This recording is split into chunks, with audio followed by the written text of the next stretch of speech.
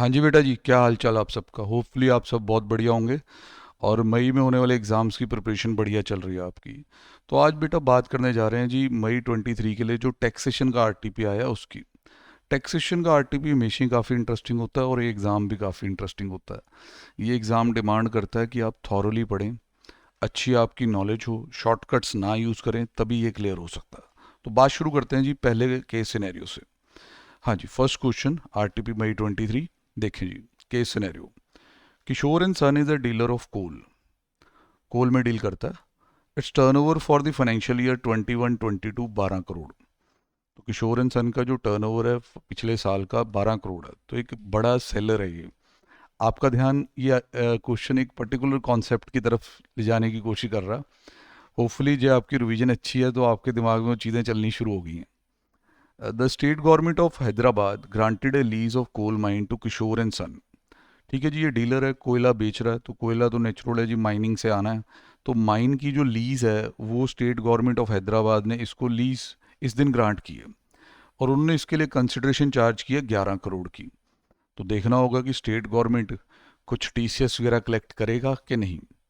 Kishore and son sold coal of 95 lakh to BAC company during the FY 22-23। XYZ Limited purchased a coal of 55 lakh from Kishore and Son for trading purpose in July 22। यहाँ तक की information को corner कर लें पहले। ये जो हमारा किशोर एंड सन है, किशोर एंड सन्स, ये जो सेलर दिखाया गया यहाँ पे, इसका जो प्रीवियस ईयर का टर्नओवर है 21-22 का, वो यहाँ आप अच्छे से लिख लें ताकि आप बार बार कंफ्यूज ना होते रहें। 12 करोड़, ठीक है जी, बड़ा सेलर है मतलब। अब इसकी दो ट्रांजेक्शन हुई है, बायर नंबर 1, बायर नंबर 2, दोनों के बारे में बताता हूँ आपको। Kishore and son sold coal of 95 lakh to BAC. 95 lakh का बेचा इसने बीएसी को, ठीक है। फिर एक और कंपनी के साथ भी इसकी ट्रांजेक्शन हुई है। वो कौन है वो पढ़ देते हैं। XYZ लिमिटेड, XYZ लिमिटेड ने भी इससे कोल खरीदा और XYZ लिमिटेड ने जब बाय किया, ये भी अमाउंट ठीक ठाक है। अमाउंट है जी 55 लाख का, ठीक है। अब आपने ये देखना है कि पर्पस क्या था। तो यहाँ Kishore and son sold BAC during the year, इसमें तो कुछ खास नहीं लिखा, इन्होंने ट्रेडिंग पर्पस के लिए खरीदा। फिर जो टर्नओवर है XYZ का फाइनेंशियल ईयर 21-22 में, वो 12 करोड़ है। तो बहुत ध्यान से, एक और इन्फॉर्मेशन आपके पास आ रही है कि जो XYZ है इसका भी पिछले साल का टर्नओवर अच्छा खासा। XYZ जो बायर 2 है, 12 करोड़ का टर्नओवर है इसका, ठीक है, अभी ध्यान रखना। तो अभी एक और बात भी ध्यान रखनी है कि लीज पे स्टेट गवर्नमेंट ने इसको माइन ग्रांट की हुई है 11 करोड़ पे। अब आगे लिखा है PAN is duly furnished by buyer and seller to each other. The detail of sale to and the payment from BAC by Kishore and son are as under. अब वो बता रहा है कि बीएसी से किस हिसाब से पेमेंट्स वगैरह आई, सारा ब्रेकअप आपको दे दिया। अब यहाँ पता चलता है कि बीएसी का भी पिछले साल जो टर्नओवर है वो 11 करोड़ है। तो ये क्वेश्चन आपको एक पर्टिकुलर सेक्शन के लिए सोचने के लिए मजबूर कर रहा है। मैं अभी उसका राज खोलता हूँ। Amount was credited to the Kishore and son accounts in the books of BAC on the date of sale. अब बीएसी वाले एक डेक्लेरेशन दे देते हैं कि भाई जो ये कोयला है ये जनरेशन ऑफ पावर में यूज़ करना है हमने, मतलब आगे बेचने के लिए नहीं है। कैपेटिव कंजम्पशन जिसे कहते हैं ना, कि अपने खुद के लिए बिजली बनानी है, उसके लिए कोल यूज़ करना। अब आपको कहा गया कि मोस्ट अप्रोप्रिएट आंसर 1 to 5 क्या आप निकाल लो। देखो, ये तो आप बहुत जल्दी जल्दी डिसाइड करने वाले हैं, तो आप एक पर्टिकुलर सेक्शन में चले गए। मैं आपको सेक्शन दिखा देता हूँ आप किस में चले गए हो और वो गलत क्यों होगा वो भी बता देता हूँ। देखो जी, ये हम आ गए अपने टीसीएस में, टीसीएस का स्टडी मटेरियल इंस्टीट्यूट वाला, ठीक है।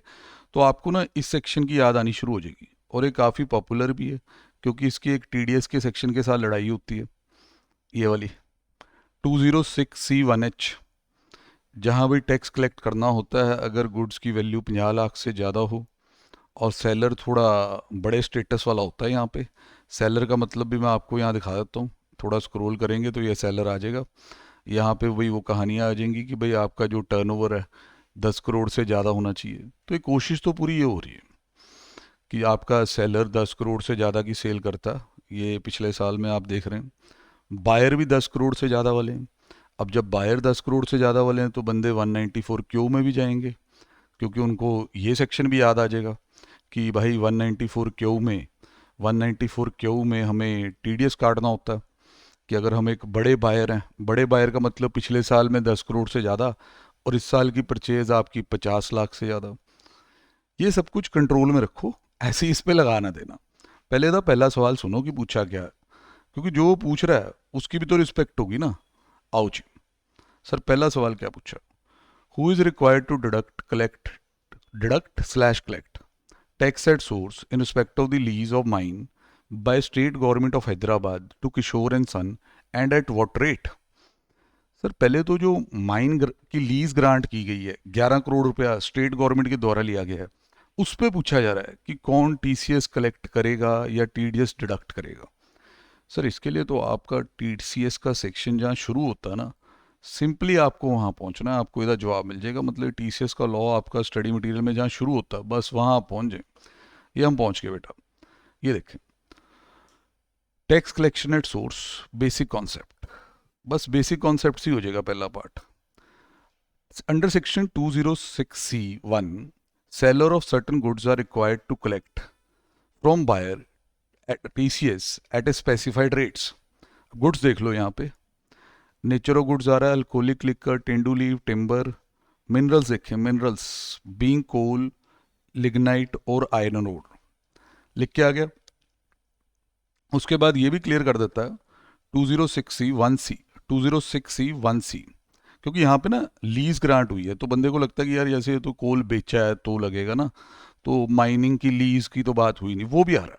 206C1C provides for collection of tax by every person, exactly वो जो आपको चाहिए, हु ग्रांट्स अ लीज और लाइसेंस और एंटर इनटू ए कॉन्ट्रैक्ट और ट्रांसफर एनी राइट पार्किंग के, टोल प्लाजा के या माइन के। तो बात सिंपल है, to another person for use of such parking lot, toll plaza, mine for the purpose of business. ठीक है जी, तो परफेक्टली यहाँ हमें पढ़ के लिख के दिख गया है कि भाई ये जो माइन के राइट ग्रांट करेगा ना, जो कि गवर्नमेंट ही होएगी ऑब्वियस है, वो टीसीएस कलेक्ट करेगी। किस रेट पे टीसीएस कलेक्ट करना है वो भी आप पढ़ लें, रेट यहाँ लिख के आ रहा है जी आपके सामने 2%। ठीक है जी, बाकी यहाँ पे अगर आपको और इसमें चिंता है कि डिटेल में जाना है और पढ़ना है तो यहाँ पे आप सेलर सोलर का मीनिंग भी पढ़ लो। ये सारा इंस्टीट्यूट ने बहुत बढ़िया बनाया होता है बेटा, बस इंस्टीट्यूट को आप लोग पढ़ते नहीं थोड़ा सा तो वो इसलिए नाराज़ हो जाता है आपसे, वो क्वेश्चन अच्छे अच्छे पूछता है। वैसे तो यहाँ क्लियर है अब सारा कि लाइक ये जो गवर्नमेंट है वही बेसिकली यहाँ से आपका टीसीएस कलेक्ट करने वाला है और रेट भी आ गया हुआ है 2%। तो हम इस ऑप्शन के लिए जाते हैं कि कहाँ ये लिखा हुआ मिलता है हमें। State government of Hyderabad is liable to collect tax at source 2%, बिल्कुल सही, ऑन 11 करोड़। फिर आगे फालतू की ऑप्शंस भी हैं, ये 0.1 वाला आपको पता है क्यों आ रहा है, क्योंकि आपका ध्यान वहाँ ले जाने की कोशिश की जा रही है। इससे पहले आपका ध्यान और भटके, मैं आपको इधर आंसर दिखा देता हूँ, चेक कर लें एक बार। फर्स्ट का जी ए पार्ट आंसर है, स्टेट गवर्नमेंट ही यहाँ पे टीसीएस कलेक्ट करेगी। लॉ हमने पूरा उसका देख लिया। ठीक है जी, लॉ एक बार दोबारा देखना चाहते हैं कि किस वजह से ये फैसला लिया गया, वो आप यहाँ आ चुके मॉड्यूल में, पेज नंबर आपका है 99 पेज, वहाँ आपको माइनिंग के बारे में बताया हुआ है और 2% वहाँ टीसीएस रेट होता है, ये ध्यान रखना होगा। चलिए जी, और अगला इस इंटरेस्टिंग केस सिनेरियो में केस। सर अब फोकस देखो, पहले किशोर को गवर्नमेंट ने लीज दी कोयले की माइन की, तो ही वो कोयले में आगे ट्रेडिंग स्टार्ट कर पाया। तो उस सवाल का जवाब तो आ गया कि गवर्नमेंट वहाँ पे टीसीएस कलेक्ट करेगी। अब किशोर ने, आपने देखा जी काफ़ी ट्रांजेक्शन्स किए हैं और एक हैवी ड्यूटी सेलर है ये और हैवी ड्यूटी वो बायर हैं इसके, तो आपका पूरा पूरा ध्यान अब उन सेक्शनों में जाना शुरू हो जाएगा जो शायद नहीं लगने। आओ पढ़ते हैं। देखो जी, भड़काने की भी पूरी कोशिश है, देखें क्या कहता है। देखो कहता है जी, is Kishore and son required to collect tax at source. कहता है क्या किशोर एंड सन को टैक्स एट सोर्स कलेक्ट करना होगा in respect of sale transaction with BAC? If yes, then what, when and what is the amount of tax to be collected? तो ये पूछ रहा है कि भाई क्या किशोर एंड सन टीसीएस कलेक्ट करेगा जो उसकी ट्रांजैक्शन बीएसी के साथ हुई है। तो अगर हाँ, मतलब अगर हाँ है आपकी, तो क्या कितना टीसीएस कलेक्ट करेगा, कब करेगा, ये बताओ। अब किशोर एंड सन की जो ट्रांजैक्शन बीएसी के साथ है, मैं आपको यहीं से दोबारा दिखाना चाहूँगा, वैसे शॉर्ट में तो मैंने लिखी हुई है but detail is required. Sir मैं यहाँ हाईलाइट करता हूँ, अब बहुत ध्यान से देखना।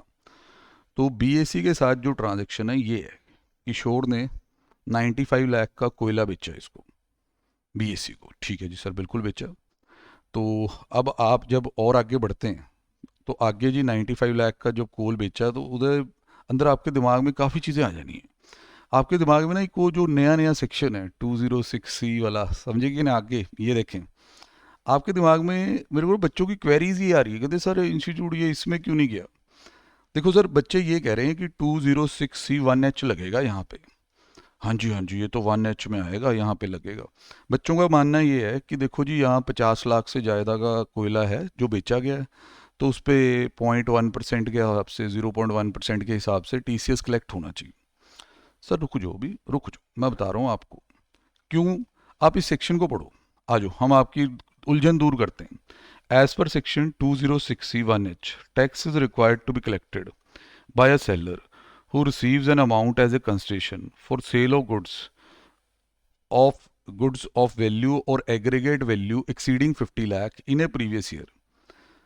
अब यहाँ ध्यान देना है, अदर देन दी एक्सपोर्टेड गुड्स और goods covered under the sections. मतलब कि अगर किसी और सेक्शन में कवरेज है तो 206C 1H में नहीं आना, सब सेक्शन 1, 1F और 1G में। भाई साहब आपको पिछला सेक्शन बुला रहा है, कोल तो यहाँ स्पेसिफिकली कवर्ड है 206C1। 206C1 में कोयले का नाम लिखा हुआ, तो उस पर 1H तो लग ही नहीं सकता, 1H वाला लॉ तो इस पर लग ही नहीं सकता।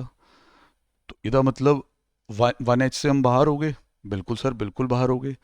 अब आप किशोर एंड सन का ये जो अगला क्वेश्चन है, पहले ध्यान से इसे देख लें, क्योंकि इसमें आपसे ये पूछा गया कि क्या किशोर और सन TCS कलेक्ट करेगा। जिस सेक्शन का आपको इंप्रेशन लग रहा था कि जिस सेक्शन में जाएगा और वहाँ TCS कलेक्ट करेगा, वहाँ से तो बच गए, वहाँ तो नहीं करेगा, क्योंकि वो सेक्शन कह रहा है जी मैं कोल पे तो लगता ही नहीं। अब बच्चे कहते हैं चलो कोई बात नहीं सर, फिर 206C1 के अंदर तो कलेक्ट करेगा ही ना सेलर, और कोयले का बच्चा यहाँ पे देख लेता है कि कोयले का ट्रेडिंग हो रहा है, सेल हो रहा है, तो 1% होना चाहिए। सर यहाँ भी नहीं करेगा। बच्चे कहते हैं सर कमाल है सर, यहाँ क्यों नहीं करेगा सर। मैं बताता हूँ, बहुत ध्यान से, बहुत गलत मलत भी पढ़ाया जा रहा है इस पे वो भी 1-2 वीडियोस बच्चों ने भेजी है मेरे को। तो भाई ध्यान से देखो, ये जो अपना BAC वाला है, इसने यहाँ कोयला खरीदा आपसे, लिखा हुआ। अब ये कोयला किस पर्पस के लिए खरीदा है ये थोड़ा आगे जाके बताया। BAC ने एक डेक्लेरेशन दे दी है किशोर को कि कोल यूज होने वाला है for the generation of power, coal is to be use for the generation of power. अब जब हम बेयर एक्ट में जाते हैं और इस सेक्शन को ढंग से पढ़ते हैं, ये लिखें, ये भाई किसी को भी फाइल चाहिए हो तो मेरे को कह देना, मैं उसको सेंड कर दूंगा, वैसे इनकम टैक्स की वेबसाइट से ही मिल जाती है ईजिली। तो इस सेक्शन को पूरा 206C1 को यहाँ लिखा गया आपकी बुक की तरह। इसमें एक हाईलाइटेड है 1A, वो ध्यान से पढ़ना क्या कहता है। Note with standing anything contain in subsection 1, मतलब कि जो भी सबसेक्शन 1 कहता है उसको बिल्कुल इग्नोर कर दें। No collection of tax shall be made in case of buyer who is a resident in India, अगर buyer furnishes to the person responsible for collecting a tax a declaration in duplicate verified in prescribe form वगैरह। किसके लिए declaration में क्या लिखना है कि जो ये गुड्स मैं लेके जा रहा हूँ they are utilise for manufacturing, processing और प्रोड्यूसिंग आर्टिकल और थिंग और for the purpose of generation of power and not for trading purpose. कि भाई ये जो मैं आपसे चीज़ें ले जा रहा हूँ ये मेरे लिए मैन्युफैक्चरिंग में इनपुट्स हैं, या मैं इनसे पावर क्रिएट करने वाला हूँ, ट्रेडिंग नहीं करने वाला, मैंने एज इट इज़ आगे नहीं बेचने वाला। तो बेटा जी आपका 206C1 लगना ही बंद हो जाता है। अब आपका ये जो बायर है BAC, वो किशोर को एक डेक्लेरेशन दे देता है कि बेटा हम तो इससे कोयले से पावर बनाने वाले हैं, हम तो इसमें ट्रेडिंग करने ही नहीं वाले। तो बेटा किशोर कैसे TCS कलेक्ट कर लेगा। मतलब देखो कितना घुमाया उसने आपको। मतलब आपको कईयों को तो ये लगा कि भाई ये तो इसमें जाएगा, उनको तो कुछ और भी साथ में लगने लग जाएगा, पर जब पता चला कि ये तो अप्लाई ही नहीं होता जब ये लग रहा हो। अब ये कह रहा है कि भाई मेरी एक्सेप्शन में आता है 1A में कि अगर बंदा डिक्लेयर कर दे कि भाई मैं तो इससे कोल से पावर बनानी है, ट्रेडिंग नहीं करनी है, तो फिर ये सेक्शन लगता ही नहीं है। मतलब कोल इसी में है, उसमें तो जाना नहीं है। अब जवाब क्या आएगा, सर TCS कलेक्ट ही नहीं होगा, क्योंकि जो सेक्शन लगना था वो कह रहा है कि भाई ये मेरे दायरे में नहीं आता, ये मेरी एक्सेप्शन है। तो आप देखें ध्यान से, हमारे पास ये ऑप्शन बिल्कुल यहाँ दी गई होगी। देखें जी, नो। देखो हमें ये क्वेश्चन पूछा कि किशोर टीसीएस कलेक्ट करेगा, तो जवाब है no, Kishore is not liable to collect TCS. Sir answer file बच्चों को साथ साथ दिखाएं। सेकंड क्वेश्चन डी पार्ट, बहुत अच्छा क्वेश्चन है।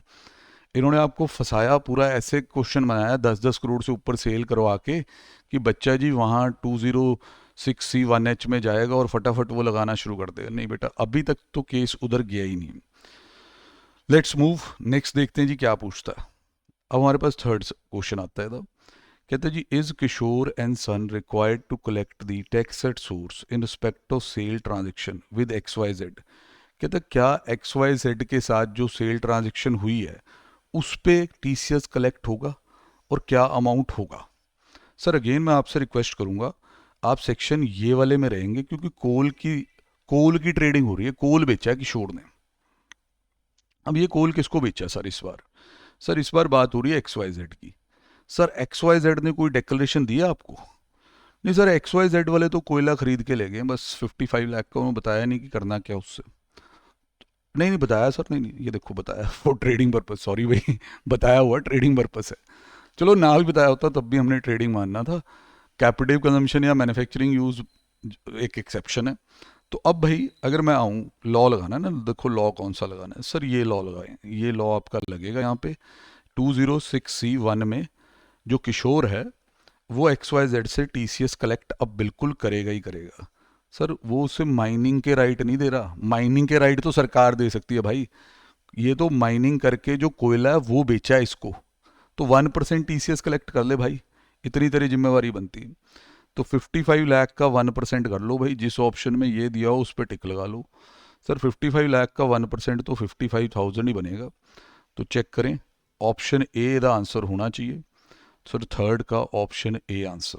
देखो भाई कितने इंटेलिजेंटली केस सिनेरियो बनते हैं, जिस तरफ बच्चा जाना चाहता है अभी तक उसकी वहाँ एंट्री नहीं हो पाई मतलब कि यार बच्चे ना 206C1H में ले जाए जा रहे हैं इस केस को, आंसर भी वैसे दे रखे हैं 0.1% वाले। तो भैया अब और देखते हैं क्या होता है। इज BAC कंपनी, कहता है क्या BAC company is required to deduct tax at source in respect of the purchase transaction with Kishore. अब दूसरी तरफ पलड़ा घुमा दिया गया। देखो जब किशोर ने BAC को सामान बेचा, हमने यहाँ लिखा हो ना बायर नंबर 1, किशोर उस पर 206C1 में आके टीसीएस नहीं कलेक्ट किया क्योंकि वो एक्सेप्शन में आ गया था कि coal is being purchase for the purpose of generation of power. Now the thing is, जो बायर है, अब बायर कह रहा है यार मैंने पेमेंट करनी है, बड़ी ट्रांजेक्शन है, तो कहीं मेरे को इस पे टीडीएस तो नहीं काटना पड़ेगा? If yes then what is the amount of tax to be deducted. Sir अगर बायर ऐसा सोच रहा तो उसके लिए लॉ मैं आपको बता दूं कि किस वजह से बेचारा ऐसा सोच रहा। ये वाला लॉ पढ़ के देखें, ये लॉ क्या कहता है आपका, पढ़ के देखें। 194 क्यों कहता है, any person being a buyer who is responsible for paying any sum to any resident seller for the purchase of goods, जिसकी वैल्यू 50 लाख से ज़्यादा होगी, तो जितना 50 लाख के ऊपर जाएगा उस पर वो 0.1% टीडीएस काट दे, ये कहता है। टाइमिंग और डक्शन में टाइम वेस्ट नहीं करूंगा, वो आपको सारा पता। अब इसमें जो बायर होता है ना, वो बिग बायर कहते थे इसे हम, क्योंकि इधर भी टर्नओवर अच्छा खासा होना चाहिए, वो हमारे BAC वाले पूरा कर देंगे अभी जब आएगा। टर्नओवर होना चाहिए या 10 करोड़ से ज़्यादा, और जिस परचेज की बात हो रही है 50 लाख से ज़्यादा, दोनों चीज़ें पूरी हैं। अब 194 क्यों कब नहीं लगता ये क्लियर हो जाए, then we will give the answer कि whether he is required to deduct और नॉट। सर देखिए क्या कहा, tax is not required to be deducted under this section in respect of a transaction on which tax is deductible under any other provision of the act। ठीक है जी, कहता 194 क्यों तब ना लगाना है जो किसी और प्रोविजंस में ही टीडीएस काटना आपका बनता है। फर्स्ट एक्सेप्शन, 194 क्यों तब नहीं लगता अगर टीडीएस का कोई और सेक्शन लग रहा हो। दूसरी एक्सेप्शन, 194 क्यों कब नहीं लगेगा, अगर टीसीएस कलेक्टेबल हो under the provision of 206C other than this 206C1H। क्या बोला, 194 क्यों ना लगाना अगर टीसीएस कलेक्ट करना है इस सेक्शन के अंदर अदर देन दिस का मतलब क्या कि अगर इसमें टीसीएस कलेक्ट करना है तो ये लगेगा। तो ये फाइट किस तरह कवर होती थी, ये सबको आता है कि अगर ट्रांजेक्शन इसमें भी आ रही हो, इसमें भी आ रही हो, हैं जी, इसमें भी आ रही हो और इसमें भी आ रही हो, तो tax is required to be deducted under 194 Q. जरा अच्छे से पढ़ लें भाई, अच्छे से चीज़ों को चेक कर लें कि अगर 206C1H और 194 क्यू दोनों ही लग रहे हों तो 194 क्यों लगता। अब बच्चा ये देखता है कि क्या मेरी नॉन एप्लीकेबिलिटी पूरी हो पाएगी 194 क्यू की, क्योंकि नॉन एप्लीकेबिलिटी में तेरे को ये प्रूव करना है कि या तो भाई तेरा tax is deductible under the provision of this act, ये तो कोई और सेक्शन है नहीं, ठीक है, या tax is collectable under the provision of section 206C other then the 206C1H, मतलब कि इसके अलावा अब आपका जो ये कोल का सेल हुआ था तो इस पर 206C1 में तो ये कवर हुआ नहीं था, क्योंकि उसने डेक्लरेशन दे दी थी भाई साहब कि भाई हम तो कोल परचेज कर रहे हैं for the purpose of generation of power.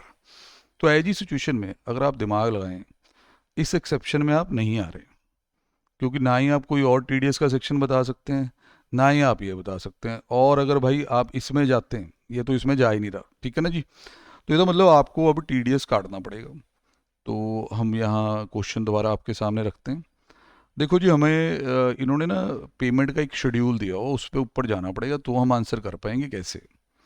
देखो जी, ये बीएससी के साथ जो ट्रांजेक्शन हुई ना उसकी डिटेल्स हैं, देखो ध्यान से, ये आपके साथ ट्रांजेक्शन्स हुई हैं सारी, date of sale, date of receipt of payment, ठीक है जी, डेट ऑफ सेल दी हुई है, date of receipt of payment दी हुई है। अब यहाँ 60 लाख है, इसमें से 50 माइनस कर लो, 10 लाख यहाँ पे हो गया, बाकी के ऊपर तो कटेगा ही कटेगा। अब मैं इसको अभी कैजुअली इसलिए पढ़ रहा हूँ, मैं ऑप्शन देखना चाहता हूँ कि इन्होंने किस हिसाब से ऑप्शन बना के दिए हैं। सर ऑप्शंस आप देखो थोड़ा कि जो इन्होंने लिखा है, yes amount of tax to be deducted इतना इस दिन, इतना इस दिन। अब आप थोड़ा सा टाइमिंग ऑफ टैक्स डिडक्शन देख लो 194 क्यू का। सर यार टीडीएस वाले सेक्शंस का टाइम तो वैसे नॉर्मली होता है, deduction is to be made at the time of credit और at the time of payment whichever is earlier, time of credit और time of payment whichever is earlier. तो ऊपर check करो, ये वाला जो ट्रांजेक्शन है, ये वाला पहले वाला, ये तो थ्रेश होल्ड में आता, इसको तो रहने दो, इस पर तो काटना नहीं। अब ये वाले में से ना 50 माइनस करके, क्योंकि यहाँ तक 60 हो गया, 10 बचा हुआ, तो डेट ऑफ सेल, फिर उसके बाद date of payment. Sir whichever is earlier में अगर देखें तो आपने डेट ऑफ सेल पे ही क्रेडिट तो दे ही दिया होगा ना, बाकी इसके बारे में हम पढ़ भी सकते हैं। अबव अमाउंट्स ये देखें, above amounts were credited in the accounts of the books और BSC on the date of sale, तो विच एवर इज अर्लियर तो 30/6 हुआ, तो 10 लाख के ऊपर 0.1%, 10 लाख इंटू 0.1%, मात्र 1,000 रुपये। अब ये ऑप्शन देखें कि इसमें 1,000 रुपये आपके 30/6 को दिख रहे हो। सर अभी तक तो ये दिख रहे हैं, अभी तक तो ये ठीक है, अगले वाले बिल पे पूरे पे लगना है, बट डेट सेलेक्ट कर लियो, ये है डेट ऑफ सेल, ये है date of payment, whichever is earlier. 25/10 हो गया, चेक करो जी, 25/10 ही लिखा हुआ आगे, चेक चेक शाबाश, ये है सर। तो विच एवर इज अर्लियर में ये सारे सिलेक्ट हो जाएंगे। बाकी एक बार हम आंसर भी कंफर्म करते हैं ताकि हमें और मेहनत करने की ज़रूरत है या नहीं। फोर्थ का ए पार्ट ही दिया जी, फोर्थ का ए पार्ट आपका आ जाएगा। तो काफ़ी मैं कह रहा हूँ कि भाई नॉलेज वाला बंदा ही इसको संभाल सकता है, नहीं तो पजल बंदे बहुत जल्दी हो रहे हैं इसमें, जिस तरह का हाल इस सिनेरियो का हो रहा है। अब कहता है assume for the purpose of this MCQ, मतलब कि सिर्फ लास्ट ये वाला पार्ट करने के लिए ये मान लें कि जो बीएसी है उसका टर्नओवर FY 21-22 में 9 करोड़ था। सर अगर 9 करोड़ था ना, फिर तो छोटा बायर हो गया। Who is required to deduct tax or collect tax in respect to transaction between Kishore and BAC at and what rate? मतलब ये तो इन्होंने पासा पलट दिया सर। अब बीएसी वही है जो किशोर से कोयला खरीद के गया था, और आपको अच्छी तरह याद है कि बीएसी ने एक डेक्लरेशन दे दी थी कि भाई साहब हम तो ऐसा है कि इस कोयले को ना बिजली बनाने के लिए यूज़ करने वाले हैं। तो किशोर तो 206C1 में आके किसी भी हालत से टीसीएस कलेक्ट नहीं कर सकता, क्योंकि वो तो डेक्लरेशन दे चुका है, ठीक है जी। किशोर तो कहेगा जी मैं तो टीसीएस नहीं कलेक्ट कर सकता। फिर जी आपका बीएसी अब हो गया छोटा बायर, छोटा बायर हो गया तो 194 क्यू में वो भी नहीं आ सकता। तो सर आंसर तो यही है कि अब कुछ नहीं हो पाएगा। देखो जी क्या लिखा हुआ, neither Kishore is liable to collect tax at source nor BEC is liable to collect tax at source nor BAC is liable to deduct tax at source, मतलब ना ही टीजीएस लगना ना ही टीसीएस लगना है। तो चेक करें जी, नॉर्मल वे में the answer आना चाहिए। तो हमारे पास जी फिफ्थ का डी पार्ट। तो भाई मैं ये कहूँगा कि इसको और अच्छा पक्का करने के लिए मैं थोड़ा सा रिकैप कराता हूँ आपको क्वेश्चन का, कि कैसे ये क्वेश्चन हुआ, कैसे ये क्वेश्चन कोशिश करता रहा कि आप उस सेक्शन में जाएं जहाँ पे जाने की ज़रूरत नहीं थी। देखो सर, इसमें जो कमोडिटी इन्वॉल्व है वो कोल है। पहले उसकी लीज ग्रांट की जाती है गवर्नमेंट के द्वारा, तो 206C1C लगना, 206C1C गवर्नमेंट ने आपसे जो भी लीज ग्रांट करनी है उसके ऊपर 2% टीसीएस लेना। फिर जो इसका सेलर है किशोर, अगर वो इस पे टीसीएस कलेक्ट करेगा किसी का, तो वो 206C1 में ही रहेगा, वो 1H में आप नहीं ले जा सकते बेटा जी, क्योंकि कोल यहाँ स्पेशली मेंशनड है। जो ये आपका स्पेशल सेक्शन है जिसके लिए इसे सारा बनाया गया ताकि आप इसे बर्बाद कर दें, ये 50 लाख से ज़्यादा वाला, वो खुद कहता है कि बेटा मैं तब लगूंगा अगर आपकी इस सेक्शन में चीज़ें आ नहीं रही। देख रहे हैं, other than the goods covered under section 1 1F 1G, ठीक है जी, तो 1H के पास जाते होते हैं। तो जो सेलर है किशोर, उसके ऊपर तो आप ये कभी लगाना ना।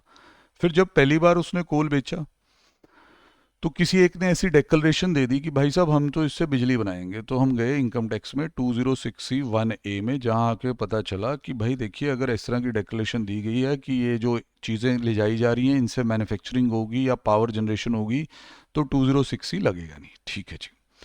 फिर उसके बाद आपने और देखा कि भाई दूसरी तरफ भी उलझाया गया कि चल ठीक है भाई नहीं लग रहा, तू तो टीसीएस नहीं कलेक्ट कर रहा, पर जो पेमेंट कर रहा वो तो एक बड़ा बायर है, अब वो तेरी पेमेंट पे टीडीएस तो काटेगा क्योंकि 50 लाख से ज़्यादा की पेमेंट है, तो 0.1 हो गया।